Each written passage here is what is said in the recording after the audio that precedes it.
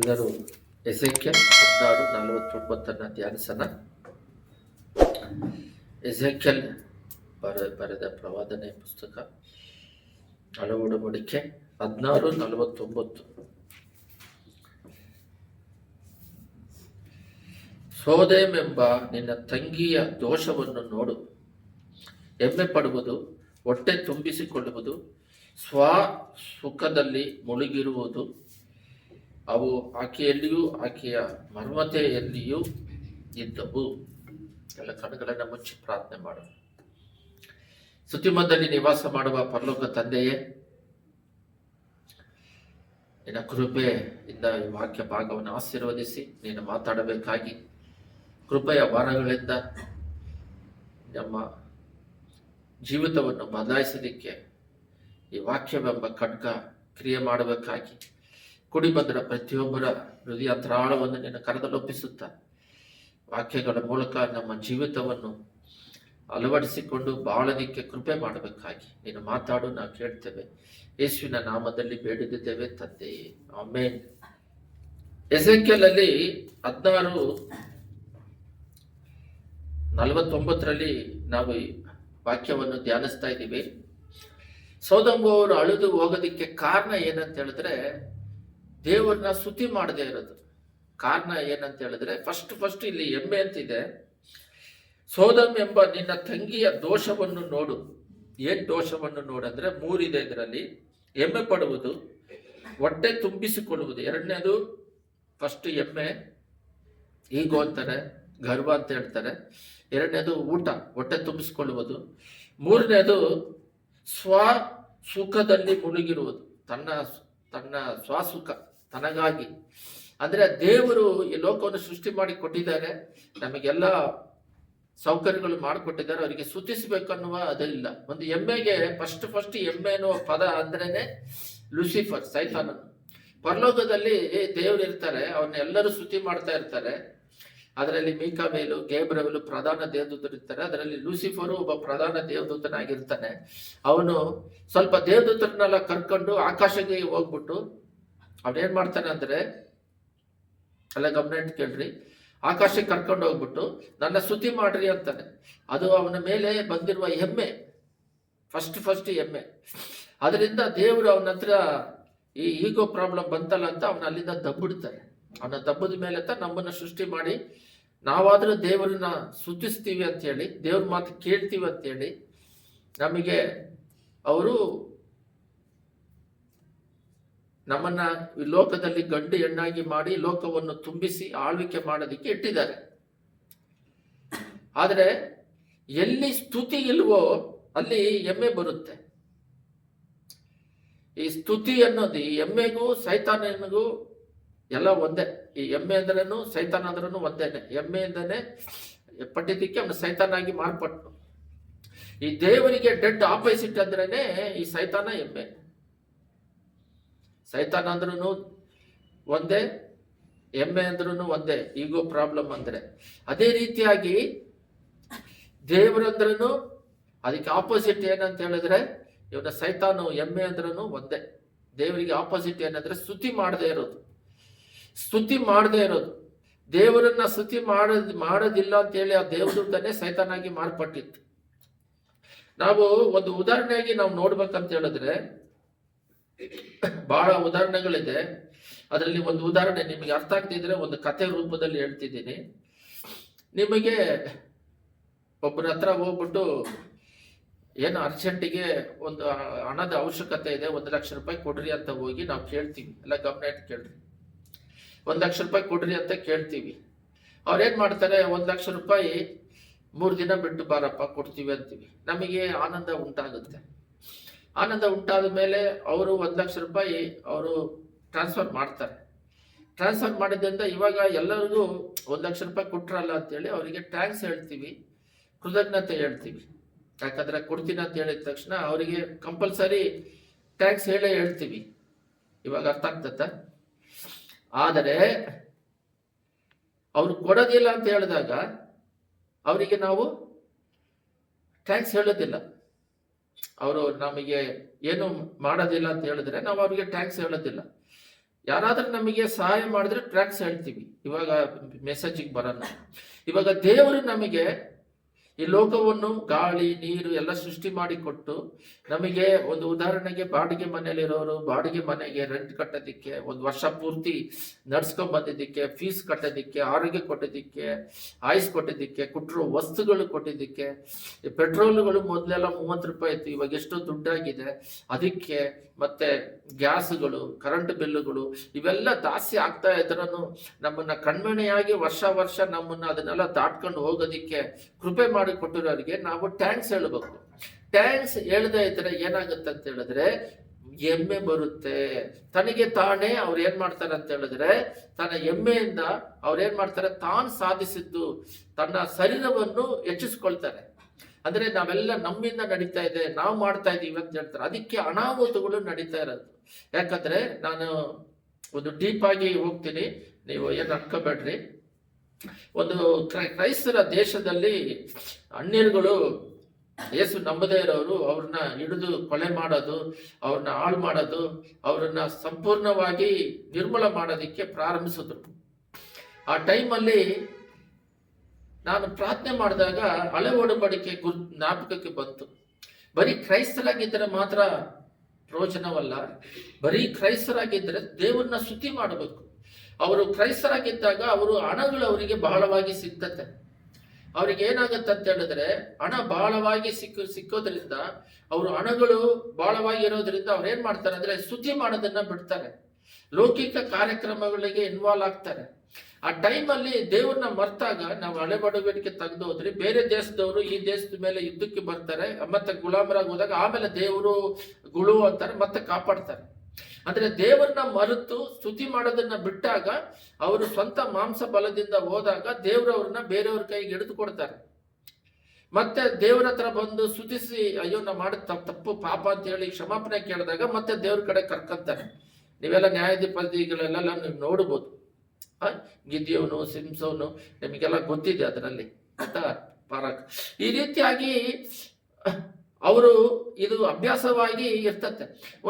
ಒಂದು ಸಲ ಇವಾಗ ಜಸ್ಟ್ ಒಂದು ದೇಶದಲ್ಲಿ ಕ್ರೈಸ್ತರ ಮಕ್ಕಳಿಗೆ ವಿರೋಧವಾಗಿ ಎದ್ದು ಅವ್ರು ಏನಕ್ಕಂದ್ರೆ ಅವರು ಇನ್ನೂ ಕ್ರೈಸ್ತರಾಗಿರ್ಬೋದು, ರಿಲಿಜಿಯಸ್ ಆಗಿರ್ಬೋದು, ಬಟ್ ದೇವರನ್ನ ಎಲ್ಲೋ ಒಂದು ಜಾಗದಲ್ಲಿ ಆಡಂಬರಕ್ಕೆ ಬಿದ್ದು ಸ್ತುತಿ ಮಾಡೋದನ್ನ ಬಿಟ್ಟಿರೋದ್ರಿಂದ ಅವರಿಗೆ ಅವ್ರನ್ನ ಕೈ ಬಿಟ್ಟಾಗ ಮತ್ತೆ ಅವರು ದೇವರೇ ಕಾಪಾಡೋ ಅಂತ ಓಡಿ ಬರ್ತಾರೆ.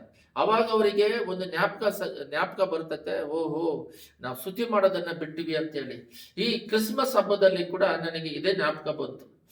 ಕ್ರಿಸ್ಮಸ್ ಹಬ್ಬದಲ್ಲಿ ನನಗೇನ್ ಜ್ಞಾಪಕ ಬಂತಂತೆ, ಅವ್ರು ಮಾಡಿರೋ ಉಪಕಾರಗಳು ಎಲ್ಲ ಗಮನ ಇಟ್ಕೊಳ್ರಿ.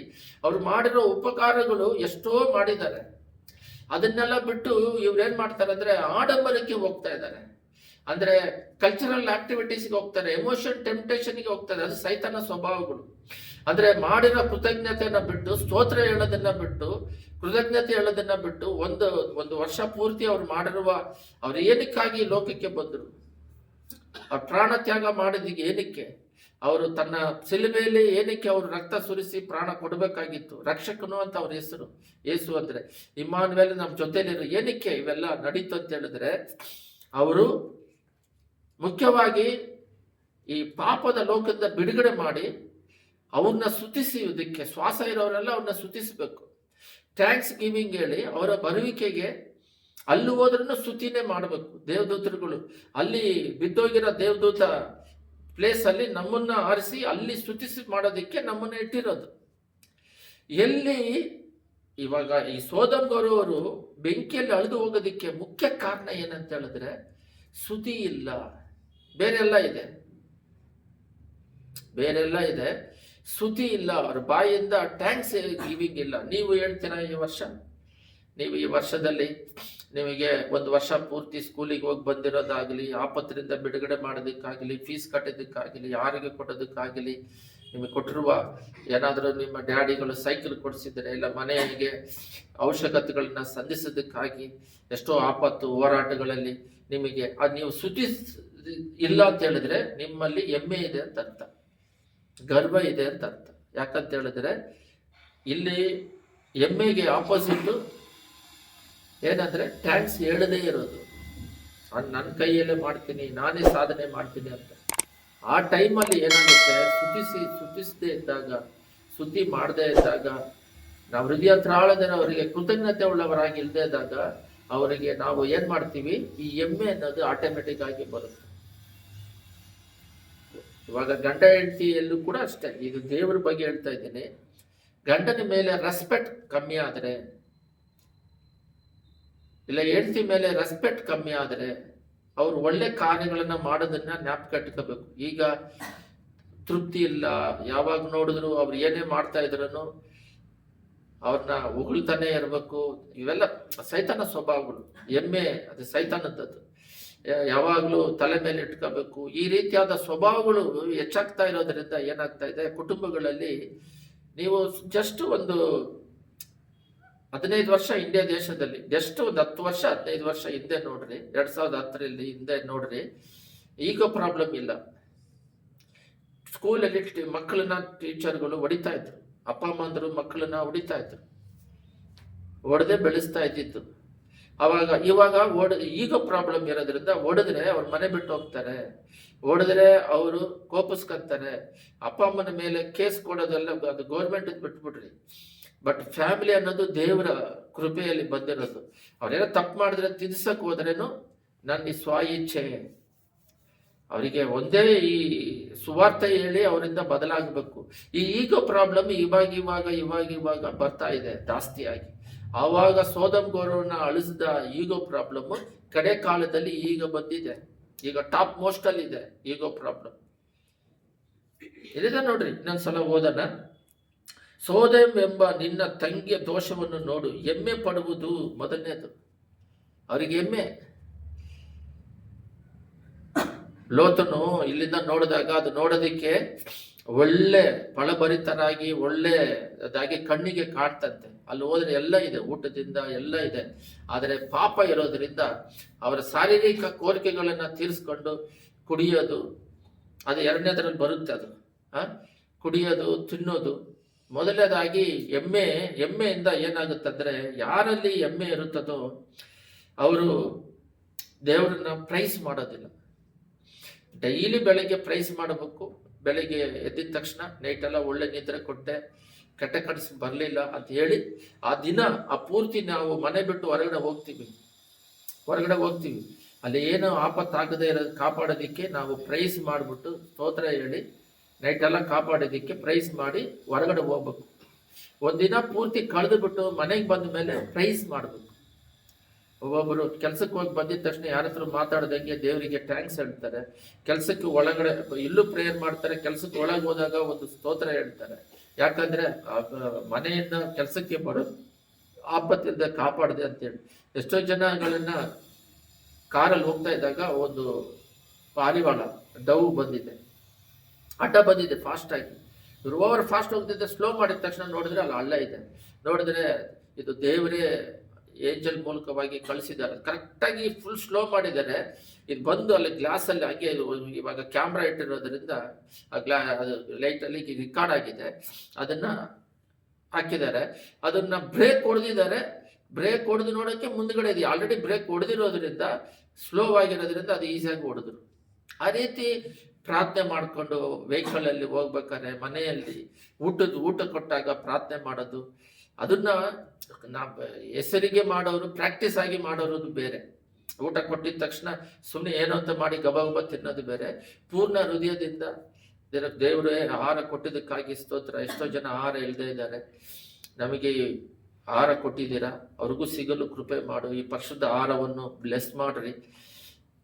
ಅದು ಏನಾದ್ರೂ ವಿಷ ಪದಾರ್ಥಗಳು ಏನೇ ಇದ್ರು ನಮ್ಮ ಶರೀರಕ್ಕೆ ಏನು ಆಗದಾಗೆ ಬಲ ಕೊಡ್ರಿ, ನೀನು ರಾಜ ಕಟ್ಟಲ್ಪಡಿ ಅಂತ ಹೇಳಿ ದೇವರಿಗೆ ಥ್ಯಾಂಕ್ಸ್ ಹೇಳಿ. ಎಷ್ಟೋ ಜನ ಊಟ ಇಲ್ಲದೆ ಇದ್ದಾರೆ. ಅದಕ್ಕೋಸ್ಕರ ಪ್ರತಿಯೊಂದಕ್ಕೂ, ಮನೆ ಇಲ್ಲದೆ ಇರೋರು ಬಾಡಿಗೆ ಕಟ್ಟೋದಕ್ಕೋಸ್ಕರ, ಮನೆ ಇರೋರು ಸ್ವಂತ ಮನೆ ಕೊಟ್ಟಿದ್ದಕ್ಕೋಸ್ಕರ, ವಾಹನಕ್ಕೋಸ್ಕರ, ನೀವು ಕೊಟ್ಟಿರೋ ಕುಟುಂಬಗಳಿಗೋಸ್ಕರ ದಿನಾಲು ಪ್ರೈಸ್ ಮಾಡಬೇಕು. ಈ ದಿನಾಲು ಪ್ರೈಸ್ ಮಾಡೋದು ಎಲ್ಲಿ ಸ್ಟಾಪ್ ಆಗುತ್ತೋ ಸ್ವಲ್ಪ ಸ್ವಲ್ಪವಾಗಿ ಎಮ್ಮೆ ಸ್ಟಾರ್ಟ್ ಆಗುತ್ತೆ. ಇವಾಗ ಕುಟುಂಬಗಳು ಒಡೆದೋಗೋದಕ್ಕೆ ಕಾರಣ ಏನಂತ ಹೇಳಿದ್ರೆ ಮೇನ್ ಎಮ್ಮೆ, ಪಾಪ. ಈ ಪಾಪ ಬಂದು ಗಂಡ ಹೆಂಡತಿ ಒಳಗಡೆ, ಮಕ್ಕಳಲ್ಲಿ ಈಗೋ ಪ್ರಾಬ್ಲಮ್. ಅದಕ್ಕೆ ನೀನೇನು ಹೇಳೋದು, ನಾನೇನು ಕೇಳೋದು, ನನಗೆಲ್ಲ ಗೊತ್ತು, ಏನು ಗೊತ್ತಿರೋದಿಲ್ಲ. ಬಟ್ ನೀನೇ ಅಡ್ವೈಸ್ ಮಾಡಿದ್ರೆ ಕೇಳೋದಿಲ್ಲ. ಈ ರೀತಿಯಾಗಿ ಪಾಪಗಳು ಹೃದಯಾಂತರಾಳದಲ್ಲಿ ತುಂಬಿಕೊಂಡು, ಒಂದು ವಾಕ್ಯ ಹೋದ್ರೆ ಇಬ್ರಿಯರ್ 11:6 ಇದೆ ನೋಡ್ರಿ. ಇಬ್ರಿಯರ್ 11:6 ಆದರೆ ನಂಬಿಕೆ ಇಲ್ಲದೆ ದೇವರನ್ನು ಮೆಚ್ಚಿಸುವುದು ಅಸಾಧ್ಯ. ದೇವರ ಬಳಿಗೆ ಬರುವನು ದೇವರಿದ್ದಾನೆ ಮತ್ತು ತನ್ನ ಹುಡುಕುವವರಿಗೆ ಪ್ರತಿಫಲ ಕೊಡದೆ ಎಂದು ನಂಬುವುದು ಅವಶ್ಯ. ಅಂದ್ರೆ ಇವಾಗ ನೀನೇನೋ ಪ್ರೇಯರ್ ಮಾಡಿರ್ತೀಯ, ಈ ನಂಬಿಕೆಗೂ ಟ್ಯಾಂಕ್ಸಿಗೂ ಎಲ್ಲ ಒಂದೇನೆ. ಅದರ ಅರ್ಥ ಹೇಳ್ತೀನಿ. ಇವಾಗ ನಾವು ಪ್ರೇಯರ್ ಮಾಡ್ತಾ ಇರ್ತೀವಿ, ದೇವ್ರು ನಮ್ಮನ್ನ ಕಾಪಾಡಿ ನಡೆಸಿರ್ತಾನೆ, ಆಪತ್ತಿಂದ ಬಿಡುಗಡೆ ಮಾಡಿರ್ತಾರೆ. ನಾವು ದೇವ್ರು ನಂಬಿರ್ತೀವಿ, ಇದು ದೇವರಿಂದಾನೇ ನಡೀತು ಅಂತ ನಂಬಿಕೆ ಇದ್ರೇನೆ ನಾವು ಅವಿಗೆ ಟ್ಯಾಂಕ್ಸ್ ಹೇಳ್ತೀವಿ. ಈ ಎಮ್ಮೆ ಇರೋದ್ರಿಂದ, ನಂಬಿಕೆ ಇಲ್ಲದೆ ಇರೋದ್ರಿಂದ ಏನಾಗುತ್ತೆ, ನಂಬಿಕೆ ಇಲ್ಲದೆ ಇರೋದ್ರಿಂದ ಓಹೋ ಅದು ಪಾಡಿಗೆ ಅದೇ ಆಗ್ತದೆ, ನಮ್ಮ ಮಾಂಸದಿಂದ ನಡೀತೈತೆ ಅಂತ ಸೈತಾನನು ಏನ್ ಮಾಡ್ತಾನೆ, ಅವನು ಮೈಂಡಲ್ಲಿ ತಂದಿಡ್ತಾನೆ. ನಾಳೆ ಕುರಿತು ಭಯ ವೇದನೆ ಕೊಡ್ತಾನೆ. ಅದೇನಾದ್ರೂ ಸಕ್ಸಸ್ ಆಗ್ಬಿಟ್ರೆ ಒಂದಿನ ಆಯ್ತು. ಈ ಮಾಂಸದ ಪ್ರಯತ್ನಗಳು, ಈ ಎಮ್ಮೆಗಳು ಮತ್ತೆ ಅವಿಶ್ವಾಸಗಳು, ಅದು ಪಾಡಿಗೆ ಎಲ್ಲರೂ ನಡೀತಾ ಇದ್ದಾರೆ, ನಾವು ನಡೀತಾ ಇದ್ದೀವಿ ಅಂತವ್ರಿಗೆ ಯಾವ ಟೈಮಲ್ಲಿ ಏನ್ ಆಕ್ಷನ್ ನಡೀತದೋ ಗೊತ್ತಿರೋದಿಲ್ಲ. ಇಲ್ಲಿ ದೇವರು ಇದ್ದಾನೆ ಅಂತ ನಾವು ನಂಬಿದ ಮೇಲೆ ಪ್ರೇಯರ್ ಮಾಡ್ತೀವಿ. ಆ ಪ್ರಾರ್ಥನೆ ಮಾಡಿದಾಗ ಅದೆಲ್ಲ ನಮಗೆ ಸಿಕ್ಕ ಮೇಲೆ, ಅವಾಗಲೇ 1,00,000 ಕತೆ ಹೇಳಿದೆ. ಅವರು ಆ 1,00,000 ಇದು ಕೊಡದೆ ಇದ್ದದ್ದು ಹೇಳಿದೆ. ಒಂದ್ಸಮಯ ಕೊಟ್ಬಿಟ್ರು. ನಾವು ಅವನ್ನ ನಂಬುತ್ತೀವಿ, ಇವನ್ನ ಕೇಳಿದ್ರೆ ಕೊಡ್ತಾರೆ, ಕೊಟ್ಟಾದ್ಮೇಲೆ ಅವ್ರಿಗೊಂದು ಟ್ಯಾಂಕ್ಸ್ ಹೇಳ್ತೀವಿ. ಅದೇ ರೀತಿಯಲ್ಲಿ ದೇವ್ರನ್ನ ನಂಬಿ ನಾವು ಪ್ರೇಯರ್ ಮಾಡಿದಾಗ, ಅವ್ರು ಕೊಟ್ಟಾಗ ಅವರಿಗೆ ಕೃತಜ್ಞತೆ ಹೇಳಬೇಕು. ಎಲ್ಲದಕ್ಕಿಂತ ನಾವು ದೇವ್ರನ್ನ ನಂಬಿದೀವಲ್ಲ, ಯೇಸು ಸ್ವಾಮಿ ನಿಜವಾದ ದೇವರಂತ ನಮ್ಮನ್ನು ಆರಿಸಿ ತೆಗೆದುಕೊಂಡಿದ್ದಾರಲ್ಲ, ಅದಕ್ಕಾದ್ರೂ ನಾವು ಕೃತಜ್ಞತೆ ಉಳ್ಳವರಾಗಿ ಸಾಯೋವರೆಗೂ ನಮ್ಮನ್ನೆಲ್ಲ ಆರಿಸಿ ತೆಗೆದುಕೊಂಡಿದ್ದೀವಿ. ಏನಕ್ಕಂದ್ರೆ ಶ್ವಾಸವಿಲ್ಲವರೆಲ್ಲರೂ ದೇವ್ರನ್ನ ಸ್ತುತಿ ಮಾಡ್ಲಿ ಅಂತ ಇದೆ. ನಾವು ಜೀವಂತವಾಗಿರೋವರೆಗೂ ದೇವ್ರನ್ನ ಪ್ರೈಸ್ ಮಾಡೋದಿಕ್ಕೆ, ಸ್ತುತಿಸೋದಿಕ್ಕೆ. ಪರಲೋಕದಲ್ಲಿ ಅದು ನನ್ನ ಸ್ತುತಿ ಬಲೆಯನ್ನು ಯಾರಿಗೂ ಬಿಟ್ಕೊಡೋದಿಲ್ಲ ಅಂತಾರೆ. ಪರಲೋಕದಲ್ಲಿ ದೇವದೂತರುಗಳು ಸ್ತುತಿಸ್ತಾ ಇದ್ದಾರೆ. ಈ ಭೂಲೋಕದಲ್ಲಿ ಅವ್ರ ಸ್ತುತಿ ಬಳೆ ಪರಲೋಕ ರಾಜ್ಯಕ್ಕೆ ಹೋಗ್ಬೇಕು. ಬರೀ ಅದು ಬೇಕು ಇದು ಬೇಕು ಕೇಳೋದು ಮಾತ್ರ ಇದೆ, ಆದ್ರೆ ಸ್ತುತಿ ಬಳಿಗಳು ಪರಲೋಕ ರಾಜ್ಯಕ್ಕೆ ಹೋಗ್ಬೇಕು. ಈ ಸ್ತುತಿ ಬಳಿ ಹೋಗದೆ ಇರೋದಿಕ್ಕೆ ಪ್ರಾರ್ಥನೆಯಲ್ಲಿ ಸ್ತುತಿ ಬಳಿ ಒಂದು ಸೇವಕರು ಎಷ್ಟೋ ವರ್ಷಗಳಿಂದ ಬೆಳಗ್ಗೆ ಜಾವದಲ್ಲಿ 5:30 6 ಅವ್ರು ಬರೀ ಸ್ತುತಿ ಮಾಡ್ತಾರೆ. ಒಂದು ವಾಕ್ಯ ಧ್ಯಾನ ಮಾಡಿ ಅದನ್ನ ಹೇಳ್ಬಿಟ್ಟು ಯೂಟ್ಯೂಬಲ್ಲಿ ಮುಗಿಸ್ತಾರೆ. ಅವ್ರ ಚರ್ಚ್ ವಿಶ್ವಾಸಿಗಳೆಲ್ಲ ಬೆಳಗಿನ ಜಾವದಲ್ಲಿ ಪ್ರಾರ್ಥನೆ ಮಾಡಿ ಕಾರ್ಯ ಮಾಡಲಿ ಅಂತ ಹೇಳಿ ಅದನ್ನೆಲ್ಲ ಕೇಳ್ತಾರೆ. ಅವರ ಚರ್ಚ್ ಬಿಲೀವರ್ಸ್ಗಳು ಅಲ್ಲಿ ಬೇರೆ ಏನಿರೋದಿಲ್ಲ, ಬರೀ ಸ್ತುತಿ ಇರುತ್ತೆ. 45 ಮಿನಿಟ್ಸ್ ಸ್ತುತಿ ಇರುತ್ತೆ. 15 ಮಿನಿಟ್ ಒಂದು ವಾಕ್ಯ ಓದಿ ಧ್ಯಾನಿಸ್ಬಿಟ್ಟು ಮುಗಿಸ್ತಾರೆ. ಯಾಕಂದ್ರೆ ಅವರಿಗೆ ಬೇಕಾಗಿರೋದು ಏನ್ ದೇವರಿಗೆ ಗೊತ್ತು, ಅವ್ರು ಕೊಡ್ತಾರೆ, ನಾವು ಸ್ತುತಿಸೋಣ ಅಂತ ಹೇಳ್ಬಿಟ್ಟು. ಒಬ್ಬೊಬ್ಬರ ಸ್ವಭಾವ ಒಂದೊಂದು ರೀತಿಯಲ್ಲಿ ಇರುತ್ತೆ. ಆದ್ರೆ ಡೈಲಿ ಎದ್ದು ಸ್ತುತಿಸೋದು, ಈ ದಿನ ನನಗೆ ಕೊಟ್ಟಿದೆಯಲ್ಲ ಅಂತವ್ರನ್ನ ದೇವರು ಬಹಳವಾಗಿ ಕೃತಜ್ಞತೆ ಉಳ್ಳವರಾಗಿ, ನಂಬಿಕೆ ನಂಬಿಕೆಯಿಂದ ದೇವ್ರನ್ನ ಮೆರೆಸೋದಕ್ಕಾಗೋದಿಲ್ಲ. ಆ ನಂಬಿಕೆಯಿಂದ ದೇವ್ರನ್ನ ಹುಡುಕಿ ಅವ್ರು ಮಾಡಿರೋ ಉಪಕಾರವರಿಗೆ ಹೇಳಿ ಟ್ಯಾಕ್ಸ್ ಹೇಳಿದಾಗ ಅವ್ರು ಇನ್ನೂ ಬಲವಾಗಿ ಅವರನ್ನು ಆಶೀರ್ವದಿಸಿ ಹೆಚ್ಚಿಸೋದಕ್ಕೆ ದೇವರು ಸಹಾಯ ಮಾಡ್ತಾರೆ. ಒಂದು ವಾಕ್ಯವನ್ನು ಹೋದ್ರಿ, ಕೀರ್ತನೆ 8:2, ಶಾಮ್ಸ್ 8:2. ಅದರಲ್ಲಿ ಏನಿದೆ ಅಂದ್ರೆ,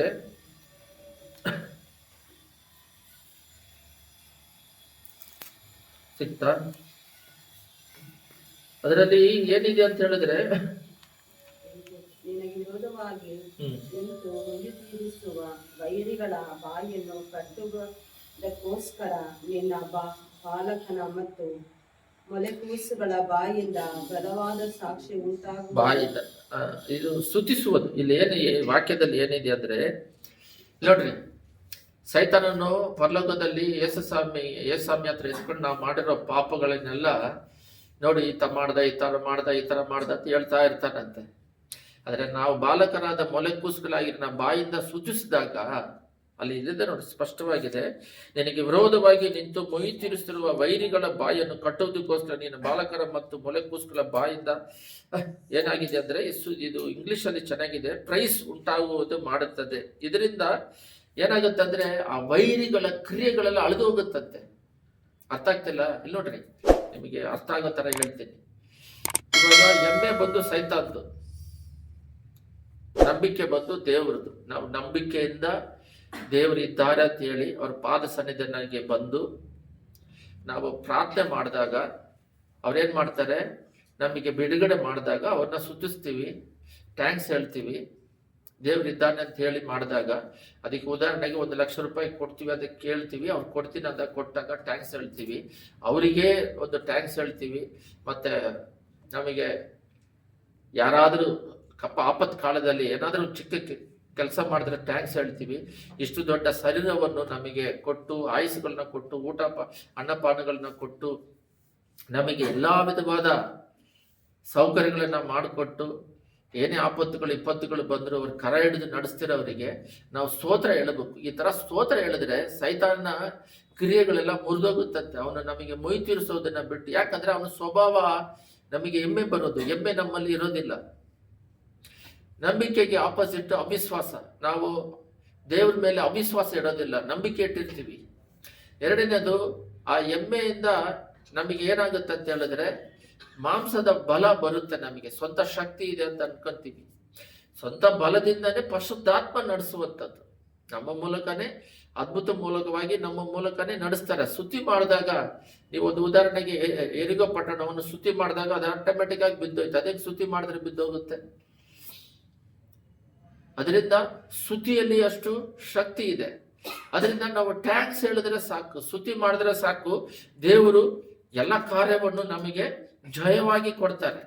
ಇದುವರೆಗೂ ದೇವರು ಅದ್ಭುತವಾಗಿ ನಮ್ಮನ್ನ ವಿಶ್ವಾಸ, ನಾವು ದೇವರು ಇದ್ದಾರೆ ಅಂತ ನಂಬಿ ಅವ್ರ ಹತ್ರ ಪ್ರಾರ್ಥನೆ ಮಾಡಿದಾಗ ಅವರು ಏನೇನೆಲ್ಲ ಮಾಡಿದ್ದಾರೆ ಅದಕ್ಕೆ ಕೃತಜ್ಞತೆ ಉಳ್ಳವರಾಗಿ ದಿನಾಲು ರೋಡಲ್ಲಿ ಹೋಗ್ಬೇಕಾರೆ ಬರ್ಬೇಕಾರೆ ಒಂದು ಕ್ಷಣವಾದರೂ ನಾವು ಅವ್ರನ್ನ ಮರೆತು ಹೋಗದಾಗೆ, ಗಾಡಿಯಲ್ಲಿ ಹೋಗಿ ಇಳಿದಿದ ತಕ್ಷಣ ಸ್ತೋತ್ರ ಮಾಡೋದು, ಹತ್ತಬೇಕಾದ್ರೆ ಇಳಿದು ಮಾಡೋದು, ಅದಕ್ಕೆ ಬಸ್ ಬೇರೆ ಕೊಟ್ಟಿದ್ದು, ಈ ರೀತಿ ಕೃತಜ್ಞತೆ ಉಳ್ಳವರಾಗಿದ್ದರೆ ದೇವರು ನನ್ನ ನಂಬಿ ನಮಗೆ ದೊಡ್ಡ ಅಧಿಕಾರ ಕೊಡ್ತಾರೆ, ದೊಡ್ಡ ಕೆಲಸಗಳು ಮಾಡಿಸ್ತಾರೆ. ನಮಗೆ ಈ ಈಗೋ ಪ್ರಾಬ್ಲಮ್ ಅನ್ನೋದು ಬರೋದಿಲ್ಲ. ಯಾವಾಗ ಈಗೋ ಬರುತ್ತೆ ಗೊತ್ತಾ? ನಾನು ಅಂದಾಗ ಮಾತ್ರ ಅದು ಬರುತ್ತೆ. ಅದು ಸೋದಮ್ ಗೌರರಲ್ಲಿ ಪಟ್ಟಣಗಳನ್ನ ಅಳಿಸೋದಿಕ್ಕೆ ದೇವ್ರು ಹೇಳಿದಾಗ ಅವರಲ್ಲಿ ಇತ್ತಂತೆ. ಎಸೆಕಲ್ ಅಲ್ಲಿ ನಾವೆಲ್ಲ ತೆಗೆದು ನೋಡಿದ್ವಿ. ಅದರಲ್ಲಿ ಏನಿದೆ ಅಂತ ಹೇಳಿದ್ರೆ, ಎಸೆಕಲ್ ಅಲ್ಲಿ ಮೊದಲನೇದಾಗಿ ಅವರು ಹೆಮ್ಮೆ ಪಡುವಂತವರು, ಎರಡನೇದು ಹೊಟ್ಟೆ ತುಂಬಿಸಿಕೊಳ್ಳುವರು. ಎಸೆಕಲ್ 16:49. ಇನ್ನೊಂದ್ಸಲ ಓದ್ತೀರಾ? ಇಲ್ಲ ಜ್ಞಾಪಕ ಆಯ್ತಾ? ಎಸೆಕಲ್ 16:49 ನಾನು ಓದ್ತೀನಿ ನೋಡ್ರಿ. ಸೋದಮನ ತಂಗಿಯ ದೋಷವನ್ನು ನೋಡು, ಹೆಮ್ಮೆ ಪಡುವುದು, ಹೊಟ್ಟೆ ತುಂಬಿಸಿಕೊಳ್ಳುವುದು, ಸ್ವಸುಖದಲ್ಲಿ ಮುಳುಗಿರುವುದು. ಒಂದನೇದು ಹೆಮ್ಮೆ ಪಡುವುದು. ಅವರಲ್ಲಿ ಹೆಮ್ಮೆ ಇತ್ತಂತೆ, ಅದರಿಂದಾನೇ ಆಕಾಶದಿಂದ ಅಗ್ನಿ ಹಾಕಿ ಅಳಿಸಿದ್ರು. ಇವಾಗ ಎಷ್ಟೋ ಕುಟುಂಬಗಳು, ಕ್ರೈಸ್ತರ ಕುಟುಂಬಗಳೇ, ಇದು ವಾಕ್ಯ ಬಂದು ದೇವ್ರ ಮಕ್ಕಳಿಗೆ ಹೇಳ್ತಿರೋದು, ಏನು ಅನ್ಯರಿಗೆಲ್ಲ ಹೇಳ್ತಿರೋದು. ಕ್ರೈಸ್ತ ಕುಟುಂಬಗಳೇ ಅವ್ರೇನ್ ಮಾಡ್ತಾರೆ ಅಂತ ಹೇಳಿದ್ರೆ, ಇಲ್ಲ ಗಮನ ಇಟ್ಕೊಳ್ರಿ, ಕ್ರೈಸ್ತರ ಕುಟುಂಬಗಳೇ ಇವಾಗ ಎಮ್ಮೆಯಿಂದ ಅವ್ರ ಕುಟುಂಬಗಳು ಹಾಳಾಗ್ತಾ ಇದ್ದಾವೆ. ಎಮ್ಮೆಯಿಂದ ಆ ಕುಟುಂಬಗಳು ಹಾಳಾಗ್ತಾ ಇದ್ದಾವೆ. ಏನಕ್ಕೆ ಆ ಕುಟುಂಬಗಳೆಲ್ಲ ಹಾಳಾಗ್ತಾ ಇದೀವಿ ಅಂತ ನೋಡಿದ್ರೆ, ಎಮ್ಮೆ, ಕುಟುಂಬದಲ್ಲಿ ಎಮ್ಮೆ, ಬಟ್ಟೆ ಹಾಕೊಳ್ಳೋದು ಒಂದು ಎಮ್ಮೆ, ಅವ್ರು ಓದಿರೋ ಎಜುಕೇಶನ್ ಮೇಲೆ ಒಂದು ಎಮ್ಮೆ. ಇದರಿಂದ ದೇವ್ರು ಮಾಡಿದ್ದಾರೆ ಅಂತ ಹೇಳಿ ತಾಳ್ಮೆ ಇರೋದಿಲ್ಲ. ಅದು ದೇವರು ಕೊಟ್ಟಿರೋದಂತ ಗಿಫ್ಟು ಅಂತ ಹೇಳಿಬಿಟ್ಟು ತನ್ನನ್ನು ತಗ್ಗಿಸಿಕೊಳ್ಳುವುದಿಲ್ಲ. ಅದರಿಂದ ನಮಗೆ ಅನಾಹುತ ಆಗುತ್ತೆ. ಅದೇ ರೀತಿಯಾಗಿ ಇಲ್ಲಿ ಎರಡನೇದರಲ್ಲಿ ಹೆಮ್ಮೆ ಪಡುವುದು, ಹೊಟ್ಟೆ ತುಂಬಿಸಿಕೊಳ್ಳುವುದು. ನೋಡ್ರಿ, ಇವಾಗ ನಿಮಗೆ ಫ್ರೈಡ್ ರೈಸ್ ಅಂತ ಗೊತ್ತಾ? ಮತ್ತೆ ಏನೇನು ಗೊತ್ತು ನಿಮಗೆ? ಪಾನಿಪುರಿ ಗೊತ್ತಾ?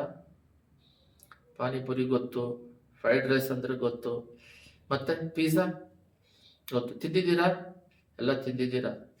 ಈ ಕಾಲದಲ್ಲಿ ಇವೆಲ್ಲ ಇದೆ. ಆ ಕಾಲದಲ್ಲಿ ಏನಿತ್ತು? ಇದು ಸೋದಮ್ ಗೌರವ ಕಾಲದಲ್ಲಿ. ನಮ್ಮ ಕಾಲದಲ್ಲೇ ಹಬ್ಬಕ್ಕೆ ಮಾತ್ರ ಬಿರಿಯಾನಿ ತಿಂತಿದ್ವಿ, ಅಂದ್ರೆ ದೋಸೆ ಮಾಡಿ ತಿಂತಾ ಇದ್ವಿ. ಮಿಕ್ಕಿದ ದಿನದೆಲ್ಲ ಮುದ್ದೆ ರೈಸ್ ತಿಂತಾ ಇದ್ವಿ. ಅದು ಆಲ್ ಓವರ್ ಇಂಡಿಯಾ ದೇಶದಲ್ಲಿ ಇರೋರು ಎಲ್ಲರೂ ಹಂಗೆ ಮಾಡ್ತಾ ಇದ್ದಿದ್ದು. ಹಬ್ಬಕ್ಕೆ ದಿನ ಮಾತ್ರ ಫಲಾಹಾರಗಳು ಮಾಡಿ ತಿಂತಾ ಇದ್ವಿ. ಇವಾಗ ವಾರನೂ ಡೈಲಿ ಬೆಳಗ್ಗೆ ಬಿರಿಯಾನಿ, ಎಲ್ಲ ಅಂಗಡಿಯಲ್ಲಿ ಬಿರಿಯಾನಿ ಇದೆ. ಇವಾಗ ಡೈಲಿ ಬಿರಿಯಾನಿ ತಿಂತಾರೆ, ಯಾವಾಗ ನೋಡಿದ್ರು ಬಟ್ಟೆಗಳು ತಗೋತಾರೆ, ಹಾಕಂತಾರೆ. ಹಬ್ಬ ಆಚರಿಸ್ಬೇಕಾದ್ರೆ ಅವಶ್ಯಕತೆ ಇಲ್ಲ. ಹಬ್ಬ ಏನಕ್ಕೆ ಇಟ್ರಂದ್ರೆ ಮನೆ ಒಳಗಡೆ ಬಂದ್ರೆ ಗಲೀಜಾಗಿತ್ತಂತೆ. ಇದೇನು ಇಷ್ಟು ಗಲೀಜೈತೆ ಅಂತ ಹಬ್ಬ ಇಟ್ಬಿಟ್ರಂತೆ. ಸಾಲ ಗಿಲನು ಪಾಲನು ಮಾಡಿ ಮನೆ ಆದ್ರೆ ಶುದ್ಧವಾಗಿ ಇಟ್ಕೊಂತಾರೆ, ಗಲೀಜಿಲ್ಲದೆ ಅಂತ ಹೇಳ್ಬಿಟ್ಟು ಹಬ್ಬ ಮಾಡಿದ್ರು ಅಂತ ಒಂದು ಪುರಾತನ ಕಥೆ ಇದೆ. ಸರಿ, ನಾವು ಹಬ್ಬಕ್ಕೆ ಹೋಗೋದು ಬೇಡ, ಹಬ್ಬಕ್ಕೆ ಮಾತ್ರನೇ ನಾವು ಫಲಾಹಾರ ತಿಂತಿದ್ವಿ. ಇವಾಗ ಯಾವಾಗ್ಲೂ ತಿನ್ನೋದು, ಯಾವಾಗ್ಲೂ ಬಟ್ಟೆ ಹಾಕೊಳ್ಳೋದಿದೆ. ಈ ಕಾಲದಲ್ಲಿ ಯಾವಾಗ ನೋಡಿದ್ರು ಈ ತರ ವೆರೈಟಿ ಊಟ ಇದೆ. ಆ ಕಾಲದಲ್ಲಿ ಹೊಟ್ಟೆ ನೋಡ್ರಿ, ಹೊಟ್ಟೆ ತುಂಬಿಸಿಕೊಳ್ಳುವುದಂದ್ರೆ ಏನಿತ್ತು ಆ ಕಾಲದಲ್ಲಿ? ಕೂಳಿತ್ತು. ನಮ್ಮ ಕಾಲದಲ್ಲಿ ರೈಸಲ್ಲಿ ಕಲ್ಲು ಇದ್ದೇ ಇರುತ್ತೆ. ಯಾಕಂತ ಹೇಳಿದ್ರೆ ಅದನ್ನೆಲ್ಲ ಮಾಡಿ ಅಂತ ಟೆಕ್ನಾಲಜಿ ಮಿಷಿನ್ಗಳೆಲ್ಲ ಬರಲಿಲ್ಲ. ಅದು ಬಾಯಿನಲ್ಲಿ ಕಡಿಬೇಕಾದ್ರೆ ಅದನ್ನ ಅಕ್ಕಿ ಮಾಡ್ಬೇಕಾದ್ರೆ ಕಲ್ಲನ್ನ ತೆಗೆದು ಮಾಡ್ತಾ ಇದ್ರು. ಆ ಕಾಲದಲ್ಲಿ ಅಷ್ಟು ಸೌಕರ್ಯಗಳಿಲ್ಲ. ಅಂದ್ರೆ ಒಂದು 25 ವರ್ಷ ಹಿಂದೆ, ಬಹಳ ಅಲ್ಲ, 25-30 ವರ್ಷ ಹಿಂದುಗಡೆ. ನಮಗೆ ಇವಾಗ 50 ವಯಸ್ಸಾಯ್ತು ಅಂತ ಹೇಳಿದ್ರೆ ಒಂದು 30 ವರ್ಷ ಹಿಂದೆ, 20 ವರ್ಷ ಅದನ್ನೆಲ್ಲ ನೋಡಿದೀವಿ. ಇವಾಗ 30 ವರ್ಷ ನಿಮ್ ಕಾಲ ನೋಡ್ತಾ ಇದ್ದೀವಿ, ಯೌವನಸ್ಥರ ಕಾಲ, ಝೆನ್ ಕಾಲ, ಅಂದ್ರೆ ಜೆನ್ಜಿ ಕಾಲ. ಆವಾಗ ಏನಿತ್ತು? ಹೊಟ್ಟೆ ತುಂಬಿಸ್ಕೊಳ್ಳೋದಿಕ್ಕೆ ಕೂಳಿ ಇತ್ತು, ಆಮೇಲೆ ಏನೋ ಒಂದು ಫಲಾಹಾರ ಇತ್ತು. ಆವಾಗಲೇ ದೇವರು ಹೊಟ್ಟೆ ತುಂಬಿಸ್ಕೊಳ್ತಿದ್ರು ಅಂತ ಹೇಳಿದ್ರೆ, ಇವಾಗ ಇಷ್ಟಾಗಿ ತಿಂತಾ ಇದಾರಲ್ಲ, ತಿಂದು ಬಟ್ಟೆಗಳೆಲ್ಲ ಹಾಕೊಂಡು ಡಿಸೈನ್ ಮಾಡ್ಕೊಂಡು ಇವರಿಗೆ ಹೆಮ್ಮೆ ಪಡ್ತಾ ಇದಾರಲ್ಲ, ಈಗ ಅಳುಗು ಬರದೇ ಇರುತ್ತ? ಕೃತಜ್ಞತೆ ಹೇಳದೆ ಹೃದಯ. 3 ಕಾರಣ ಹೇಳ್ತಿದ್ದಾರೆ. ಸೋದಮ್ ಅವರು ಅಳೆದು ಹೋಗೋದಿಕ್ಕೆ ಕಾರಣ ಇಲ್ಲಿದೆ, ಸ್ಪಷ್ಟವಾಗಿದೆ. ಸೋದಮ್ ಅಂತನೂ ಇದೆ 49. ಸೋದಮನೆಂಬ ನಿನ್ನ ತಂಗಿಯ ದೋಷವನ್ನು ನೋಡು, ಹೆಮ್ಮೆ ಪಡುವುದು, ಹೊಟ್ಟೆ ತುಂಬಿಸಿಕೊಳ್ಳುವುದು, ಸ್ವಸುಖದಲ್ಲಿ ಮುಳುಗಿರುವುದು, ಅದರಿಂದನೇ ಅದನ್ನ ನಾನು ಅಳಿಸ್ದೆ ಅಂತ ಹೇಳ್ತಾರೆ ದೇವರು. ಮೊದಲನೇದು ಹೆಮ್ಮೆ ಏನಕ್ಕಂದ್ರೆ ದೇವ್ರ ಮೇಲೆ ನಂಬಿಕೆ ಇಟ್ಟಾಗ, ಅವರಿಗೆ ಪ್ರಾರ್ಥನೆ ಮಾಡಿದಾಗ, ಅವ್ರು ಏನಾದ್ರೂ ಸಹಾಯ ಮಾಡಿದಾಗ ಅವರಿಗೆ ಕೃತಜ್ಞತೆ ಉಳ್ಳವರಾಗಿ ಇರಬೇಕು. ಅದು ಬೇರೆ. ಅದಿಲ್ಲದೇನೆ ಯಾರಾದ್ರೂ ಒಬ್ಬರು ನಮಗೆ ಸಹಾಯ ಮಾಡಿದ್ರೆ, ಇದುವರೆಗೂ ನಮಗೆ ಆಯ್ಸ್ ಕೊಟ್ಟು ನಮಗೆ ಬೇಕಾಗಿರೋದನ್ನೆಲ್ಲ ಕೊಟ್ಟಿರೋದ್ರಿಂದ ದಿನಾಲು ಕೃತಜ್ಞತೆ ಉಳ್ಳವರಾಗಿ ಇರಬೇಕು. ಅವರು ಆ ಕಾಲದಲ್ಲಿ ಹೆಮ್ಮೆ ಪಟ್ಟಿದ್ದಕ್ಕೆ ಏನಂದ್ರೆ, ಮಾಂಸಿಕದಲ್ಲಿ ಇರೋದ್ರಿಂದ ದೇವರು ಅನ್ನೋದನ್ನ ಮರ್ತಿದ್ರೆ, ದೇವರನ್ನ ಬಿಟ್ರೆ ಸ್ತುತಿ ಮಾಡೋದಿಲ್ಲ. ದೇವರು ಇದ್ದಾರೆ ಅಂತ ನಂಬುವವರು ಅವರು ಸ್ತುತಿ ಮಾಡಿದ್ರೆ ಅವ್ರ ಹೃದಯದಲ್ಲಿ ಹೆಮ್ಮೆ ಇರೋದಿಲ್ಲ, ಗರ್ವ ಇರೋದಿಲ್ಲ. ಅವನು ದೇವ್ರನ್ನ ಬಿಟ್ಟು ನನ್ನನ್ನು ಆರಾಧನೆ ಮಾಡ್ರಿ ಅಂತ ಹೇಳ್ದ ಲೂಸಿಫರ್. ಅವಾಗ ನಮ್ಮನ್ನ ನಾವು ಹೆಚ್ಚಿಸ್ಕೊಂಡಾಗ ಅದು ಹೆಮ್ಮೆ ಬರುತ್ತೆ. ಎರಡನೇದು, ಆ ಕಾಲದಲ್ಲಿ ಹೊಟ್ಟೆ ತುಂಬಿಸಿಕೊಂಡ್ರೆ ಅಂದ್ರೆ ಅಲ್ಲಿ ಊಟ ಏನಿತ್ತು? ಆ ಕಾಲದಲ್ಲೇ ಊಟ ಆ ತರ ಇತ್ತು ಅಂತ ಹೇಳಿದ್ರೆ, ಆ ಕಾಲದಲ್ಲಿ ಆ ಹೊಟ್ಟೆ ತುಂಬಿಸ್ಕೊಂಡಿದ್ರು ಅಂದ್ರೆ ಊಟ ಮಾಡೋದು ತಪ್ಪಂತ ಹೇಳ್ತಿಲ್ಲ ದೇವರು. ಅಂದ್ರೆ ಊಟದ ಜೊತೆಯಲ್ಲಿ ಒಂದು ಬೈಬಲ್ ಅಲ್ಲಿರುವ ವಾಕ್ಯಗಳೆಲ್ಲ ಓದ್ರಿ, ಅವಾಗ ನಿಮಗೆ ಅರ್ಥ ಆಗುತ್ತೆ. ರೋಮರ್ 14:17 ಓದ್ರಿ, ಅವಾಗ ನಿಮಗೆ ಅದು ಊಟ ಅಂದ್ರೆ ಏನಂತ ಗೊತ್ತಾಗುತ್ತೆ. ಡೈಲಿ ನಾವು ಏನ್ ಮಾಡ್ತಿದೀವಿ ಅದು ಏನಂತ ಹೇಳಿ ನಿಮಗೆ ಗೊತ್ತಾಗುತ್ತೆ ಊಟದ ಬಗ್ಗೆ. ರೋಮರ್ 14:17 ನಾನು ಓದ್ತೀನಿ ನೋಡ್ರಿ. ಯಾಕೆಂದ್ರೆ ತಿನ್ನುವುದು ಕುಡಿಯುವುದು ದೇವರ ರಾಜ್ಯವಲ್ಲ. ನೋಡ್ರಿ, ಇಲ್ಲಿ ತಿನ್ನುವುದು ಕುಡಿಯುವುದು ಅಂದ್ರೆ ಅದು ದೇವರ ರಾಜ್ಯವಲ್ಲ. ಅದು 2 ತರ ಹೇಳ್ತಾರೆ. ಒಂದು ಬದುಕೋಕ್ಕೋಸ್ಕರ ತಿನ್ನೋದಿದೆ, ತಿನ್ನೋಕ್ಕೋಸ್ಕರ ಬದುಕೋದಿದೆ ಅಂತ. ಆದ್ರೆ ಅದ್ರ ಮೇಲೆ ಆಸೆ, ನೀನು ಯಾವ್ದಕ್ಕೆ ಆಸೆ ಕೊಡ್ತೀಯ ಅಂತ. ಒಬ್ಬೊಬ್ರು ಫಲಾಹಾರಗಳು ವೆರೈಟಿ ತಿನ್ನೋದಿಕ್ಕಂದ್ರೆ ಹಂಗೆ ಒಂಥರ ಆತರ ಪಡೋದು, ಆಸೆ ಪಡೋದು. ಅದು ಬೇಕು, ಪ್ರೇಯರ್ ಮಾಡಿ ಅದು ಕೊಟ್ಟಾಗ ಓಹೋ ದೇವ್ರು ನಮಗೆ ಸಹಾಯ ಮಾಡಿದ್ದಾರೆ ಅಂತ ಹೇಳಿ ಸಮಾಧಾನದಿಂದ ಸ್ತುತಿಸಿ ತಿನ್ನೋದಿದೆ. ದೇವ್ರು ಕೊಟ್ಟಿದ್ದಾರೆ ಅನ್ನೋದು ಒಂದಿದೆ, ಅದನ್ನ ಸ್ತುತಿ ಮಾಡಿ ಊಟ ಮಾಡೋದೊಂದಿದೆ. ಬಟ್ ಅದನ್ನೇ ಸ್ತುತಿನೂ ಮಾಡೋದಿಲ್ಲ, ದೇವ್ರು ಕೊಟ್ಟಿದ್ದಾರೆ ಅನ್ನೋ ಮೈಂಡು ಇಲ್ದಂಗೆ ಬರೀ ತಿನ್ನುವುದು ಕುಡಿಯುವುದು ಇದೇ ದೇವರ ರಾಜ್ಯ, ನನಗೆ ಕೊಟ್ಟಿರೋದು ಅವಶ್ಯಕತೆನೆಲ್ಲ ಅನುಭವಿಸ್ಬೇಕಂತ ಇದ್ದಿದ್ರೆ ನೋಡ್ರಿ ಕೆಳಗಡೆ ಇದೆ, ಇದು ಬೇರೆ ಮೆಸೇಜು. ಸುಮ್ಮನೆ ಹೇಳ್ತೀನಿ. ನೀತಿಯು ಸಮಾಧಾನವು ಪವಿತ್ರ ಆನಂದವೂ ಆಗಿದೆ. ಆಕ್ಚುಲಿ ದೇವ್ರು ಕೊಡುವಂಥದ್ದು ಹೃದಯಾಂತರಾಳದಲ್ಲಿ ನೀತಿಯು ಸಮಾಧಾನವು ನೀತಿಯು, ಸಮಾಧಾನ, ಪವಿತ್ರದ ಆನಂದವು, ಅದು ನಮಗೆ ಬೇಕಾಗಿದೆ. ಅದನ್ನ ಇಟ್ಟುಕೊಂಡು ಆಹಾರ ಕೊಟ್ಟಾಗ ದೇವ್ರು ಕೊಟ್ಟಿದ್ದಾರೆ ಅಂತ ಹೇಳಿ, ಅದನ್ನ ಕಷ್ಟಪಡೋದಕ್ಕೆ ಕೂಡ ಶರೀರ ಬಲ ಕೊಟ್ಟಿದ್ದಾರೆ ಅಂತ ಹೇಳಿ ದೇವ್ರನ್ನ ಸ್ತುತಿ ಮಾಡಬೇಕು. ನನಗೆ ಶರೀರದಲ್ಲಿ ಬಲ ಕೊಟ್ಟರು, ಅದು ಅದು ಅದು ಆ ಆಹಾರ ನನ್ನ ಮನೆಗೆ ಬಂದು ಸೇರೋದಕ್ಕೆ ದೇವ್ರು ಸಹಾಯ ಮಾಡಿದ್ದಾರೆ. ಸ್ವಂತ ಬಲ, ಎಷ್ಟೋ ಕಾಯಿಲೆಗಳು ಬರ್ತದೆ ಈಗ, ಕಾಯಿಲೆ ಮಿತಿ ಮೀರಿ ಹೋಗಿದೆ. ಆಸ್ಪತ್ರೆ, ಸ್ಕೂಲ್ಗಳೇ ತಿಂತಾ ಇದ್ದಾರೆ ದುಡ್ಡುಗಳು ಟಾಪಲ್ಲಿ. ಅವಾಗ ವಿದ್ಯೆ ಬಂದ್ಬಿಟ್ಟು ಒಂದು ಒಂದು ಭಕ್ತಿ ಇತ್ತು. ಅವರ ಟೀಚರ್ಗಳನ್ನ ದೇವರಿಗೆ ಸಮಾನ ಅಂತಿದ್ರು, ಅವ್ರಿಗೆ ಕಾಲು ಮುಗ್ತಾ ಇದ್ರು, ಡಾಕ್ಟರ್ಗಳಿಗೆ ಇಷ್ಟ ಮಾಡ್ತಿದ್ರು. ಇವಾಗೆಲ್ಲ ಟಾರ್ಗೆಟ್ ದುಡ್ಡಿಗೋಸ್ಕರ ಮಾಡ್ತಾ ಇದ್ದಾರೆ. ಪ್ರೀತಿ, ಪ್ರೇಮ, ಅವ್ರನ್ನ ದುಡ್ಡು ಇಲ್ದಿದ್ರು ಅವರಿಗೆ ಒಂದು ಅಂದ್ರೆ ಹ್ಯುಮಿನಿಟಿ, ಪ್ರೀತಿ, ದುಡ್ಡಿಲ್ಲಾಂದ್ರೆ ಹೋಗಪ್ಪ ಅಂತ ಹೇಳ್ತಾರೆ, ಬಡವರಪ್ಪ ಅದೆಲ್ಲ ನಮಗೆ ಗೊತ್ತಿಲ್ಲ ಅಂತಾರೆ. ಆ ರೀತಿ ಆಗ್ಬಿಟ್ಟಿದೆ, ಆಯ್ತಾ. ಅದರಲ್ಲಿ ದುಡ್ಡುಗಳು ಅಧಿಕವಾಗಿ ಹೋಗ್ತಾ ಇದೆ. ಇವಾಗ ಊಟದ್ರಲ್ಲಿ ಅದೇ ತರ ಆಗಿದೆ. ಊಟ ನಿಮಗೆ ಇನ್ನೂ ಅರ್ಥ ಆಗದಿದ್ರೆ ಮತ್ತಾಯ 4:4 ತೆಗಿರಿ. ಅದರಲ್ಲೂ ದೇವರು ಫಾಸ್ಟಿಂಗ್ ಇರ್ತಾರೆ ಒಂದು 40 ದಿನ. ಮತ್ತಾಯ 4:4, ಮ್ಯಾಥ್ಯೂಸ್ ಗಾಸ್ಪಲ್ 4:4 ನೋಡ್ರಿ. ಅವರು ಉಪವಾಸ ಇರ್ತಾರೆ 40 ದಿನ. ಆದ ಮೇಲೆ ಆಗ ಶೋಧಕನು ಆತನ ಬಳಿಗೆ ಬಂದು, ನೀನು ದೇವರ ಮಗನ ಈ ಕಲ್ಲುಗಳನ್ನು ರೊಟ್ಟಿ ಆಗುವಂತೆ ಅಪ್ಪನೆ ಕೊಡು ಎಂದು ಹೇಳಲು.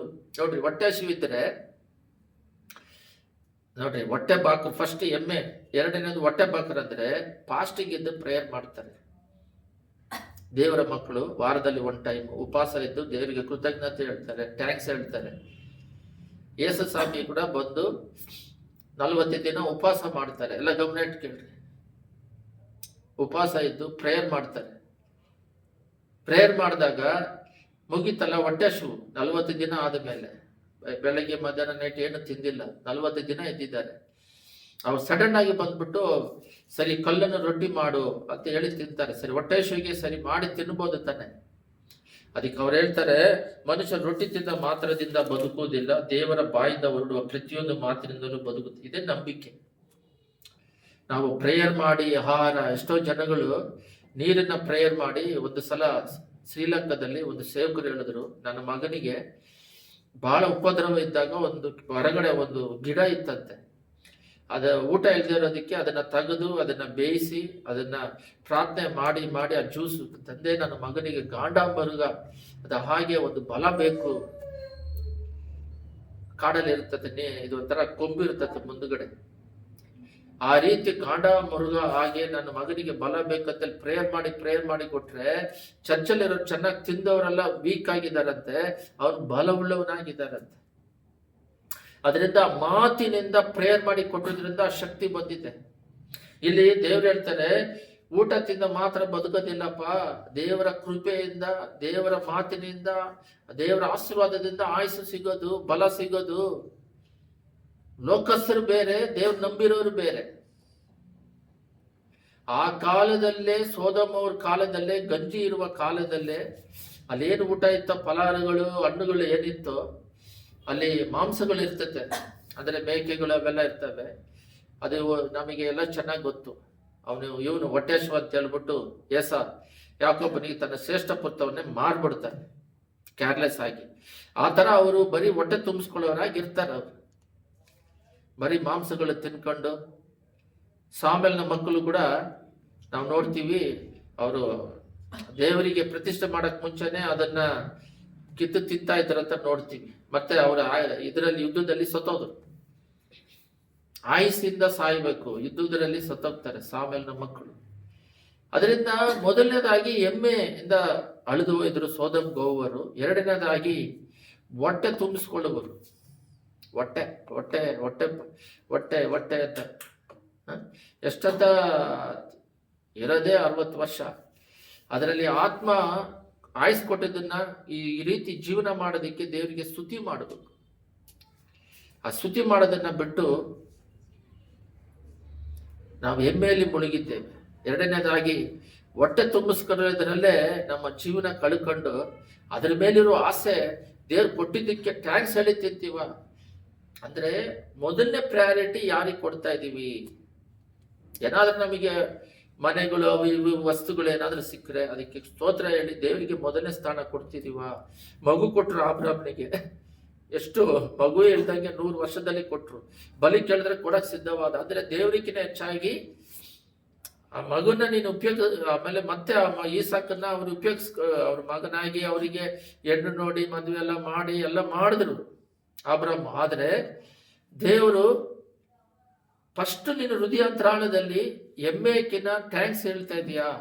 ಎರಡನೇದಾಗಿ ಊಟಕ್ಕಿನ್ನ ನೀನು ಹೊಟ್ಟೆ ತುಂಬಿಸ್ಕೊಳ್ಳೋದಕ್ಕಿನ್ನ ದೇವರಿಗೆ ಕೃತಜ್ಞತೆ ಹೇಳಿದೆ. ಆ ಊಟಗಳು ಸಿಕ್ಕಾಗ ಇದು ಕೊಡಕ್ಕೆ ಸಹಾಯ ಮಾಡಿದ ದೇವರಿಗೆ. ಯಾಕಂದ್ರೆ ದೇವ್ರನ್ನ ಬಿಟ್ಟು ಇದನ್ನ ಹಿಡ್ಕೊಂಡು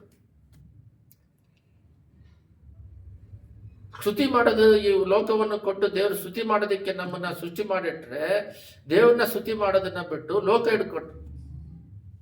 ಎರಡನೇದಾಗಿ ಹೊಟ್ಟೆ ಏನೆಲ್ಲ ಫಲಾಹಾರಗಳು ಸಿಗೋಷ್ಟೊತ್ತಿಗೆ ದೇವ್ರನ್ನ ಬಿಟ್ಟು ಹೊಟ್ಟೆ ತುಂಬಿಸ್ಕೊಳಕ್ ಹೋಗ್ಬಿಟ್ರು. ಕಡೆದಾಗಿ ಎಸೆಕಲ್ ಅಲ್ಲಿ ಒಂದು ಮಾತಿದೆ, ಅದು ಏನಿದೆ ಅಂತ ಹೇಳಿದ್ರೆ ಕಡೆದಾಗಿ 3 ಇದೆ. ಅದರಲ್ಲಿ ಹೆಮ್ಮೆ ಪಡುವುದು, ಹೊಟ್ಟೆ ತುಂಬಿಸಿಕೊಳ್ಳುವುದು, ಸ್ವಸುಖದಲ್ಲಿ ಮುಳುಗಿರುವುದು. ಒಂದು ವಾಕ್ಯವನ್ನು ಓದ್ರಿ. ಜೇಮ್ಸ್ ಯಾಕೋಬು 4:17. ಅದರಲ್ಲಿ ಯಾಕೋಬು 4:17ರಲ್ಲಿ ಹೀಗಿರುವುದರಿಂದ ಒಳ್ಳೆದನ್ನು ಮಾಡಬೇಕೆಂದು ತಿಳಿದು ಅದನ್ನು ಮಾಡದೇ ಇರುವುದು ಪಾಪಗೊಳಗಾಗುವುದು. ಅಂದ್ರೆ ಸ್ವಸುಖ ಅಂತ ಹೇಳಿದ್ರೆ, ಇವಾಗ ಕುಡಿತಾರಲ್ಲ, ಅವರು ತನಗೆ ತಾನೇ ಕುಡಿದು ನಾನ್ ಚೆನ್ನಾಗಿದ್ರೆ ಸಾಕಂತಾರೆ. ಅವ್ರ ಹೆಂಡತಿ ಮಕ್ಕಳ ಮೇಲೆ ಅವ್ರಿಗೇನೆ ಇರೋದಿಲ್ಲ. ಇವಾಗ ಒಬ್ರು ಸಾಕ್ಷಿ ಕೇಳಿದೆ, ಸಲೀಂ ಫಿಲಿಪ್ ಅಂತ. ಅವರು ಹೆಂಡತಿ ಇದ್ದಾರೆ, ಮಕ್ಕಳಿದ್ದಾರೆ, ಮಗ ಇದ್ದಾನೆ. ಕುಡ್ದು ಕುಡ್ದು ಕುಡ್ದು ಕುಡ್ದು ಆ ಮನೆಯನ್ನೆಲ್ಲ ಮಾರಿದ್ದಾರೆ. ಅವ್ರ ತಂದೆ ತಾಯಿಗಳಿಗೆ ಸಂಪಾದಿಸಿದ್, ಇವರೇನು ಸಂಪಾದಿಸಿದ್ದಲ್ಲ, ಅವ್ರ ತಂದೆ ತಾಯಿ ಮನೆಯನ್ನ ಮಾರಿದ್ದಾರೆ. ಮಗ ಚೆನ್ನಾಗಿದ್ದಾನೆ, ಅವನ ಆಸ್ಪತ್ರೆಯಲ್ಲಿ ಹಾಕಿದ್ದಾನೆ ಅಂತ ಹೇಳಿ ಅವನ ಹೆಸರು ಹೇಳಿ ಕುಡ್ದಿದ್ದಾನೆ. ಸ್ವಭೋಗ. ಅದು ಸೋದಮ್ ಗೌರವ್ರು ಏನಾಯ್ತಂದ್ರೆ, ನಮಗೆ ಚೆನ್ನಾಗಿ ಗೊತ್ತು, ವ್ಯಭಚಾರ. ಅವ್ರೇನ್ ಮಾಡಿದ್ರು, ವರ್ಷ ವಾಯುವು ಅಂದ್ರೆ ಅಕ್ಕ ತಂಗಿ ತಂದೆ ತಾಯಿ ದೊಡ್ಡಮ್ಮ ಚಿಕ್ಕಮ್ಮ ಇವೆಲ್ಲ ಏನು ಹೇಳಿದಾಗೆ ಸ್ವಸುಖ ಸಂತೋಷ ಮಾನಸಿಕ ಸುಖಕ್ಕೆ ಮುಳುಗೋದ್ರು. ಅವರು ಸ್ಪಿರಿಚುವಲ್ ಸುಖಕ್ಕಿಂತ ಆತ್ಮಿಕ ಸುಖಕ್ಕೆ ಮುಳುಗೋದ್ರು. ಅದಕ್ಕೆ ಸೋದರವರು ಅಗ್ನಿಯಿಂದ ಅಳಿಸಿತ್ತು. ಹೆಮ್ಮೆ ಪಡುವಂತದ್ದಂದ್ರೆ ಥ್ಯಾಂಕ್ಸ್ ಹೇಳದೆ ಇರುವುದು, ಹೊಟ್ಟೆ ತುಂಬಿಸಿಕೊಳ್ಳುವುದು ಅಂತ ಹೇಳಿದ್ರೆ, ಕೊಟ್ಟಿರುವ ದೇವರೇ ನಮಗೆ ಫಲಾರೆಲ್ಲ ಸೃಷ್ಟಿ ಮಾಡಿದ. ಸೃಷ್ಟಿ ಮಾಡದೆ ಎಲ್ಲಿ ಬಂದಿದೆ? 3 ಸೃಷ್ಟಿ ಮಾಡಿದ್ದಾರೆ. ಈ ರೈಸು, ಈ ಚಪಾತಿ ಈ ತರ ಮಾಡ್ಕೊಳ್ಳೋದಿಕ್ಕೆ ಒಂದು ಐಟಮ್ಸ್, ಅದಕ್ಕೆ ಸಾಂಬಾರ್ ಮಾಡ್ಕೊಳ್ಳೋದಿಕ್ಕೆ ಒಂದು ಐಟಮ್ಸ್, 3ನೇದು ಹಣ್ಣುಗಳು, 4ನೇದು ಮಾಂಸ ತಿಂತಾರೆ. ಸ್ವಲ್ಪ ಜನ ಮಾಂಸ ತಿನ್ನೋದಿಲ್ಲ. ಆ ಓಝನ್ ಲೇಯರ್ ಅನ್ನೋದು ಬಿದ್ದೋಗಕ್ಕಿಂತ ಮುಂಚೆ ಮಾಂಸ ತಿನ್ನಲಿಲ್ಲ. ಅದು ಬಿದ್ದೋದ್ಮೇಲೆ ಸೂರ್ಯ ಕಿರಣ ಡೈರೆಕ್ಟ್ ಆಗಿ ಬೀಳೋದ್ರಿಂದ ಅದು ಇಮ್ಯುನಿಟಿ ಪವರ್ ಕಮ್ಮಿ ಆಗಿರೋದ್ರಿಂದ ಅದು ಸ್ವಲ್ಪ ಹೆಚ್ಕೊಳ್ಳೋದಿಕ್ಕೆ ಮಾಂಸಗಳು ಅಲೋ ಮಾಡಿದ್ರು. ಅದು ಏನೇನು ತಿನ್ಬೇಕು, ಅದು ಮೇಕೆ, ಒಂದು ಒಳ್ಳೆ ಫಿಶ್ ಅಂತ ತಿನ್ನೋದಿಕ್ಕೆ ಅಲೋ ಮಾಡಿದ್ರು. ಪಾಪ ಹೆಚ್ಚಾಗಿರೋದ್ರಿಂದ ಅದನ್ನ ಅಲೋ ಮಾಡಿದ್ರು. ಕಡೆದಾಗಿ ಸ್ವಸುಖ ಅಂತ ಹೇಳಿದ್ರೆ, ನಿಮಗೆ ಗೊತ್ತು, ಲೋತನು ಅವರ ಹೆಂಡತಿ, ಅವರ ಮಕ್ಕಳು, 2 ಮಕ್ಕಳು ಇದ್ದಾರೆ. ಅವರನ್ನ ದೇವದೂತರುಗಳು ಬಂದು ಅವ್ರನ್ನ ಕಾಪಾಡೋದಕ್ಕೆ ಬಂದ್ರೆ ಅವ್ರನ್ನ ಕಳಿಸ್ರಿ, ನಾವು ಅವ್ರ ಜೊತೆಗೆ ಸಂಗಮ ಮಾಡಬೇಕು, ಪಾಪ ಮಾಡಬೇಕು ಅಂತ ಹೇಳಿ ಆ ಊರಿನವರೆಲ್ಲ ಹಿಡ್ಕೊಂಡಾಗ, ಇಲ್ಲ ಯವನಸ್ಥವಾಗಿರುವ ನಮ್ಮ 2 ಕಣ್ಣಿಕೆಯರನ್ನ ಕಳಿಸ್ತೀವಿ, ಅವ್ರನ್ನ ಬಿಟ್ಬಿಡ್ರಿ ಅಂದಾಗ ಅವ್ರು ಕಾಪಾಡೋಕೆ ದೇವದೂತರಂತ ಅವ್ರಿಗೆ ಗೊತ್ತಿಲ್ಲ. ಅವ್ರನ್ನ ಕಾಪಾಡಿದ್ರು, ಅದನ್ನ ಅಗ್ನಿಯಿಂದ ಅಳಿಸಿದ್ರು. ಅಂದ್ರೆ ಇವಾಗೆಲ್ಲ ಭಯಂಕರವಾಗಿ 1ನೇ ತಾರೀಕು ಬಂತು. ಇವಾಗ ಬಂದ್ರೆ ಜನವರಿ 1ನೇ ತಾರೀಕು ಏನಾದ್ರು ಬಂದ್ರೆ ಅದು ಬಂದು ಮುಗಿದಿರೋದ್ರಿಂದ ಏನಾಗುತ್ತೆ ಅಂತ ಹೇಳಿದ್ರೆ, ಜನಗಳೆಲ್ಲ ಒಳ್ಳೆ ಬಟ್ಟೆಗಳು ಹಾಕೊಳ್ಳೋದು, ಪೂಜೆ ಪುನಸ್ಕಾರಗಳು ಮಾಡೋದು ಎಲ್ಲ ಮಾಡ್ತಾರೆ. ಆದ್ರೆ ಟ್ಯಾಂಕ್ಸ್ 1 ವರ್ಷ ಪೂರ್ತಿ ನಡೆದಿರೋದಕ್ಕೆ ಉಪವಾಸ ಎದ್ದು ಊಟ ಮಾಡದೆ ಹೃದಯಾಂತರಾಳದಿಂದ ಗಂಟೆಗಟ್ಟಲೆ ಸ್ತುತಿ ಮಾಡ್ತೀರಾ, ಟ್ಯಾಂಕ್ಸ್ ಹೇಳ್ತೀರಾ. ಇದಕ್ಕೆ ಕಾರಣ 1 ವರ್ಷ ಕಲಿಯೋದಿಕ್ಕೆ ಅಂತ ಆಡಂಬರವಾಗಿ ರಾತ್ರಿ 12 ಗಂಟೆಗೆ ಪಟಾಕಿ ಹೊಡೆದು ಡ್ಯಾನ್ಸ್ ಮಾಡಿ ಪಾಪದಲ್ಲೇ ಇದ್ದುಕೊಂಡು ಆ ವರ್ಷವನ್ನು ಸ್ವೀಕರಿಸುತ್ತಿದೆ. ಆ ವರ್ಷ ಪೂರ್ತಿ ಕಳೆದಿರೋದಕ್ಕೆ ಹೆಮ್ಮೆ ಪಡೆದ ಹಾಗೆ ಥ್ಯಾಂಕ್ಸ್ ಹೇಳೋದು ಒಂದಿದೆ. ಥ್ಯಾಂಕ್ಸ್ ಹೇಳೋದು ಒಂದಿದೆ. ದೇವ್ರನ್ನ ನಂಬಿಕೆಯಿಂದ ಇಷ್ಟು ವರ್ಷ ಎಲ್ಲ ನಮ್ಮನ್ನ ಕಾಪಾಡಿ ನಡೆಸಿದ್ರಲ್ಲ ಅಂತ ಕೃತಜ್ಞತೆ ಹೇಳೋದು ಒಂದಿದೆ. ಎರಡನೇದಾಗಿ ಆ ದಿನದಲ್ಲಿ ಸುಮ್ಮನೆ ಪಾರ್ಟಿ ಗೀರ್ಟಿ ಅಂತ ಹೇಳಿ ಹೊಸ ವರ್ಷ ಬಂತಂತೇಳಿ ಹೊಟ್ಟೆ ತುಂಬಿಸ್ಕೊಳ್ಳೋದು ಒಂದಿದೆ. ಮೂರನೇದಾಗಿ ತನ್ನ ಶರೀರವನ್ನು ಅಲಂಕರಿಸೋದ್ರಿಂದ ತನ್ನ ಶರೀರಕ್ಕೆ ಬೇಕಾಗಿರುವ ಭೋಗಗಳಿಂದ ತುಂಬಿಸ್ಕೊಳ್ಳೋದಿದೆ. ನಾವು ಯಾಕೊಬ್ಬಲ್ಲಿ ಹೇಳಿದ ಹಾಗೆ ನಾವು ಇತರರಿಗೆ ನಾವು ಒಳ್ಳೇದು, ಇದು ಸ್ಪಿರಿಚುವಲ್, ಇದು ಮಾನಸಿಕ ಅಲ್ಲ. ಒಳ್ಳೇದನ್ನು ಮಾಡಬೇಕಂತ ತಿಳಿದು ಅದನ್ನು ಮಾಡದೇ ಇರುವುದು ಪಾಪಗಳು. ಒಳ್ಳೇದಂದ್ರೆ ಬರೀ ದುಡ್ಡು ಕೊಡೋದು, ಊಟ ಕೊಡೋದು ಅದಲ್ಲ. ಅದು ನಾವು ಮಾಂಸದಲ್ಲಿದ್ದರೆ ಓದೋದೆಲ್ಲ ಮಾಂಸಕವಾಗಿ ಇರುತ್ತೆ. ಸ್ಪಿರಿಚುವಲ್ ಅಂದ್ರೆ ನಾವ್ ಏನ್ ಮಾಡ್ಬೇಕಂದ್ರೆ ನಾವು ಆತ್ಮಿಕದಲ್ಲಿ ಬೆಳೆದು ಅವ್ರು ಆತ್ಮಿಕದಲ್ಲಿ ಬೆಳೆದ್ರೆ ಮಾತ್ರನೇ ಅದು ಸೋದಮ್ ಗೋರ್ವ ತರ ಕುಟುಂಬ ಅಳಿದಂಗೆ, ಕುಟುಂಬ ಈ ಲೋಕದಲ್ಲಿ ಸಮಾಧಾನ, ಸಂತೋಷ, ಒನ್ನೆಸ್, ಪ್ರೀತಿ, ಪ್ರೇಮ, ಕರುಣೆಯಲ್ಲಿ ಇದ್ದು ಪರಲೋಕ ರಾಜ್ಯಕ್ಕೆ ಅಲ್ಲಿ ನಾವು ಸೇರೋದಿಕ್ಕೆ, ದೇವರ ಹಾಗೆ ಮಾರ್ಪಾಡೋದಿಕ್ಕೆ ಒಂದು ಅವಕಾಶ ಕೊಟ್ಟಿದ್ದಾರೆ ಭೂಲೋಕದಲ್ಲಿ. ಪಾಪ ಇದೆ, ಆದ್ರೆ ಸೈತಾನ್ ತರ ಮಾರ್ಪಾಡೋದು ಒಂದಿದೆ. ಅವನ ಸ್ವಭಾವದಲ್ಲಿ ಬೆಳೆದು ಅವನಿಗೆ ಮೆಚ್ಚಿಸಿ ನರಕಕ್ಕೆ ಹೋಗೋದು ಒಂದೈತೆ. ದೇವರ ಸ್ವಭಾವದಲ್ಲಿ ಲೋಕದಲ್ಲಿ ಬೆಳೆದು ಇತರರನ್ನ ಪಾಪದಿಂದ ಬಿಡುಗಡೆ ಮಾಡೋದೊಂದಿದೆ. ಇವಾಗ ಪಾಪದಲ್ಲಿ ಇದ್ದುಕೊಂಡೇ ಎಲ್ಲ ಹಬ್ಬಗಳನ್ನ ಆಚರಿಸೋದು, ಪಾಪದಲ್ಲಿ ಇದ್ದುಕೊಂಡೆ, ಪಾಪ ಅಂದ್ರೆ ಹೊಟ್ಟೆ ಭಾಗ, ಮತ್ತೆ ವ್ಯಭಿಚಾರ, ಶರೀರ ಕ್ರಿಯೆಗಳು, ಮತ್ತೆ ಎಮ್ಮೆ ಪಡುವಂಥದ್ದು, ಈ ಸೈತಾನಿಗೆ ಸಂಬಂಧಪಟ್ಟ ಎಲ್ಲ ಕ್ರಿಯೆಗಳನ್ನ ಮಾಡಿಕೊಂಡು ನಾವು ದೇವರನ್ನ ಪೂಜೆಗಳು ಮಾಡಿಕೊಂಡು ಅವ್ರಿಗೆ ಬೇಕಾಗಿರೋ ಸನ್ಮಾನಗಳು ಮಾಡ್ಕೊಂಡಿರೋದ್ರಿಂದ ಏನು ಪ್ರಯೋಜನ ಇಲ್ಲ ಅಲ್ಲ. ಕಣ್ಗಳನ್ನ ಮುಚ್ಚಿ ಪ್ರಾರ್ಥನೆ ಮಾಡೋಣ.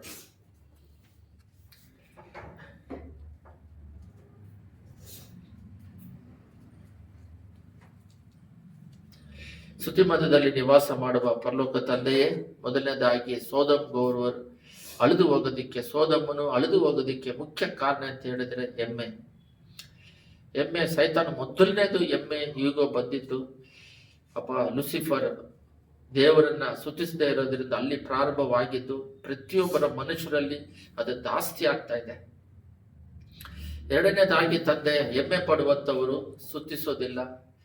ಎಮ್ಮೆ ಪಡುವಂಥವರು ದೇವರೇ ಕೊಟ್ಟಿದ್ದಾನೆ, ದೇವರು ಮಾಡಿದ್ದಾರೆ ಅಂತ ದೇವರ ಮೇಲೆ ನಂಬಿಕೆಯಿಂದ ಟ್ಯಾಂಕ್ಸ್ ಹೇಳೋದಿಲ್ಲ. ಮನುಷ್ಯರು ಏನಾದರೂ ಸಹಾಯ ಮಾಡಿದ್ರೆ ಅವರಿಗೆ ಟ್ಯಾಂಕ್ಸ್ ಹೇಳ್ತೀವಿ, ಆದರೆ ದೇವರು ಇಷ್ಟೆಲ್ಲ ಮಾಡಿದ್ದಾರೆ, ಅವ್ರ ಮೇಲೆ ನಂಬಿಕೆ ಇಲ್ಲದಕ್ಕೆ ಅವರು ಟ್ಯಾಂಕ್ಸ್ ಹೇಳೋದಿಲ್ಲ.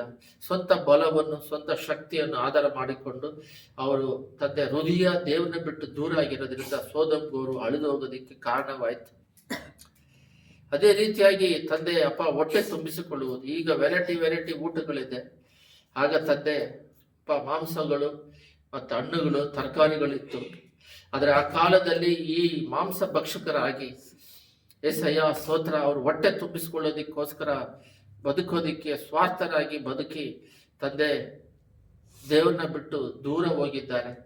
ನಮಗೆ ಎಷ್ಟೋ ವೆರೈಟಿ ಆಗಿ ಈಗ ಕೊಟ್ಟಿದ್ರು ಕೂಡ ಅದು ಕೊಟ್ಟಿರೋ ದೇವರಿಗೆ ಕೃತಜ್ಞತೆ ಹೇಳಿ ಪ್ರಾರ್ಥನೆ ಮಾಡೋದನ್ನ ಬಿಟ್ಟು, ಹೊಟ್ಟೆಗಾಗಿ ಬದುಕೋದು ಬಿಟ್ಟು ದೇವರಿಗಾಗಿ ಏಸಯ್ಯ ನೀವು 40 ದಿನ ಉಪವಾಸ ಇದ್ರು ಕೂಡ ಮನುಷ್ಯ ಹೊಟ್ಟೆ ತುಂಬಿಸ್ಕೊಳ್ಳೋದ್ರಿಂದ ಬದುಕೋದಿಲ್ಲ, ದೇವರ ಮಾತಿನಿಂದ ಬದುಕುವ ರೀತಿಯಲ್ಲಿ ನಿನ್ನ ಕೃಪೆಯಿಂದ ನೀನು ಕೊಡುವ ಕೃಪೆಯಲ್ಲಿ ಇರುವ ಆಯುಸ್ಸು, ಆರೋಗ್ಯವನ್ನು ಪಡೆದುಕೊಂಡು ಜೀವನ ಮಾಡೋದಕ್ಕೆ ಕೃಪೆ ಮಾಡಬೇಕಾಗಿ ಬೇಡಿಕೊಳ್ಳುತ್ತಿದ್ದೇನೆ. ಅದೇ ರೀತಿಯಾಗಿ ತಂದೆ ಸುಖದಲ್ಲಿ ಅಂದ್ರೆ ತನ್ನನ್ನು ತಾನೇ ಕುಡುಕದಿಂದ ಕೆಡಿಸ್ಕೊಳ್ಳುವುದು, ತನ್ನನ್ನು ತಾನೇ ಪಾಪದಲ್ಲಿ ಮುಳುಗಿಸಿ ಕೆಡಿಸ್ಕೊಳ್ಳುವುದು, ಇತರರಿಗೆ ಪಾಪದಲ್ಲಿ ಇರೋರಿಗೋಸ್ಕರ ಪ್ರಾರ್ಥನೆ ಮಾಡೋದಾಗ್ಲಿ, ಸುವಾರ್ತೆ ಹೇಳೋದಾಗ್ಲಿ, ಅವನ್ನ ಬಿಡುಗಡೆ ಮಾಡೋದಾಗ್ಲಿ ಇಲ್ಲ. ಅವರೆಲ್ಲ ತನ್ನ ವ್ಯಪಚಾರ ಕ್ರಿಯೆಗಳಿಂದ, ತನ್ನ ಕುಡುಕುತನದಿಂದ ತನ್ನನ್ನು ಕೆಡಿಸಿಕೊಂಡರು. ಅದೇ ರೀತಿ ನಾವು ಇಲ್ಲದ ಹಾಗೆ ಅವನ್ನ ಬಿಡಿಸುವ ಸ್ವಭಾವ ನಮಗೆ ಕೊಡಬೇಕಾಗಿ ಬೇಡಿಕೊಳ್ಳುತ್ತಿದ್ದೇವೆ. ಸ್ವಸುಖದಲ್ಲಿ ಮುಳುಗಿ ತಂದೆ ಇತರರ ಬಗ್ಗೆ ಚೆನ್ನಾಗಿರ್ಬೇಕು, ಅವರು ಆರೋಗ್ಯವಾಗಿರ್ಬೇಕು, ಅವರಿಗೋಸ್ಕರ ಉಪವಾಸ ಇದ್ದು ಪ್ರೇಯರ್ ಮಾಡಿ